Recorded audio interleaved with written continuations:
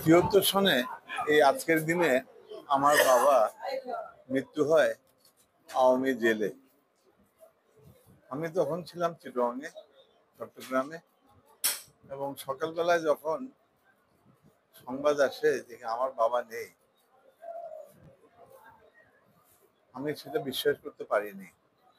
জেলখানায় ফোন করেছিলাম যে কি একটা গুজব শোনা যাচ্ছে যে আমার বাবা মারা গেছে, এটা সত্যি নাকি? তখন জেলার সাহেব আমাকে বললেন, না না, সবকিছু ঠিকঠাক আছে। বেঁচে আছেন না মারা গেছেন তাও কিন্তু উত্তরে পাইনি। যাই হোক, সেদিনের কথা আমি আজকে আপনাদের মাধ্যমে স্মরণ করতে চাই। 1973 সনে আমার বাবার জানাজা হয় প্যারেড গ্রাউন্ডে, এবং একটা তৎকালীন